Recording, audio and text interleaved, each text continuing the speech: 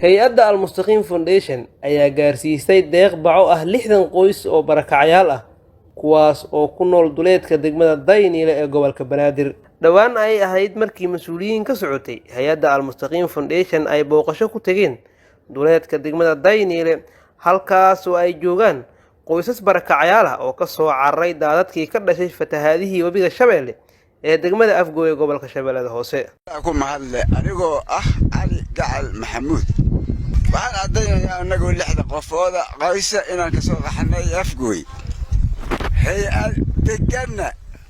Daynile waxaan cadaynaynaa inaan baco 6 qoysa nolon keenay 6 kay qoysaan haysan anigoo degan santarka Al-Mustaqim hay-adna Al-Mustaqim nota nasiibkayna waa isu kay raacay waana mahadsantii Dahabo Axmed Mire oo joogo degmada Daynile kana soo barakacay Afgooye biyo baxaha waxa mahad iskale Ilaahay waxa kale mahad iskale hay'adda Al-Mustaqim oo maanta noo keentay baco hay'adda Al-Mustaqim inay noo keentay bacayo aan ku galno dhaxanta iyo roobka ayaan ugu mahadinaynaa hay'adda Al-Mustaqim oo u duceeyna khayr Allah si rooba baan ka soo qaxnay Afgooye. qoysaskan oo qabay baahiyo badan oo ay ugu dareed hooy la'aan ayaa sheegay in habeenadii la soo dhaafay roobkii da'ayay ay waayeen meel ay ka galaan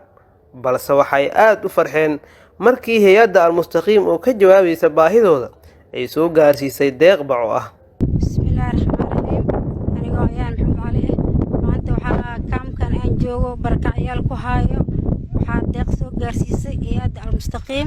hay'addaas baco ah dad aad ugu dhibaataysnaa roobka xagaya ku daayay ayagana walaalihiin oo kale way mahadsan yihiin. ugu dambeyn agaasimaha hay'adda Al-Mustaqim mudane Cabdirashiid Cali Xasan ayaa ka warbixiyay deeqda ay soo gaarsiiyeen qoysaskan barakacyaasha ah. bismillah alxamdulillah wa ta'ala sallallahu ala rasuulillah sallallahu alayhi wa sallam ba'd ilaahay maad iska leh oo galabta noo suuro geliyay inaan halkan qoysas barakacyaal ah oo u badan qoysas soo barakacay Afgooye iyo Balcad aan soo gaarsiinay baco darad ay markaa halka imaanaynay oo soo booqanaynay runtii waxa aad soo dadajiyay oo inaan maalin kadib imaano qasbo waxa kamid ah